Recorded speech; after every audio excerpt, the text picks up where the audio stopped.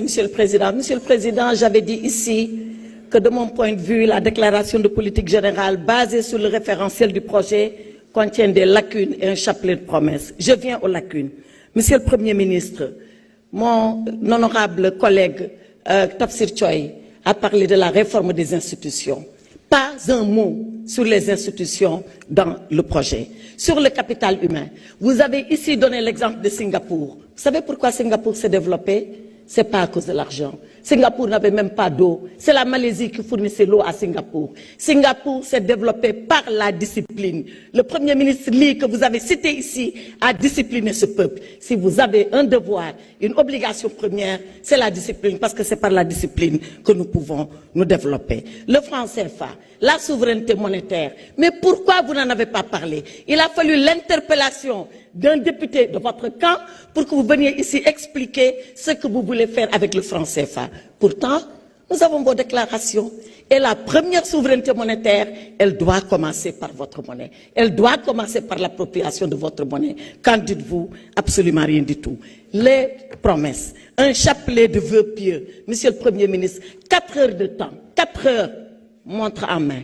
2 heures pour nous présenter votre projet, 2 heures pour répondre à nos quelques questions. Pourtant, il nous a suffi de quelques minutes. J'ai même eu le privilège d'ouvrir le bal des réponses de votre part. Alors que je n'ai que 3 minutes pour vous dire je reviendrai au pupitre. Mais j'ai vu que venir devant l'Assemblée nationale, ça vous a dérangé parce que vous avouez enfin que c'était pour échapper à une motion de censure. Alors, Monsieur le Premier ministre, Sénégal souverain, Sénégal juste, Sénégal prospère.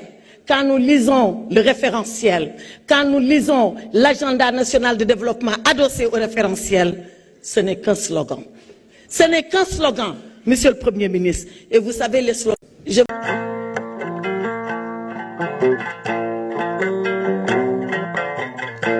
Bas volante, les paroles s'envolent. Monsieur le Président, nous vous attendons. Comme le maçon au pied du mur, nous vous attendons sur les actes, nous vous attendons sur la vérité. Et je suis d'accord avec vous que c'est par la vérité qu'on doit se parler. Moi, Aïssata Tall, je n'ai jamais eu peur de la vérité.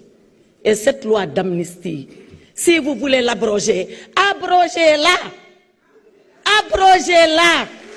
Je n'ai jamais dit que vous ne pouvez pas l'abroger. Mais quand vous l'aurez abrogé, S'il vous plaît. S'il vous plaît. Il me reste encore 2 minutes, vous pouvez parler. Quand vous l'aurez abrogé, faites face aux conséquences. Faites face aux conséquences. Et c'est là où le peuple jugera. Et c'est là où le peuple arbitrera. Ne pensez pas, honorable Amadouba, que moi, j'ai peur de la loi d'amnistie. Je l'ai défendu parce que c'est mon devoir de ministre de la République de le faire. Je l'ai défendu parce que c'est ma conviction profonde qu'il fallait la faire. Je ne suis pas comme ceux-là qui sont d'accord dedans et qui, ont peur d'assumer leurs responsabilités parce qu'ils font du populisme.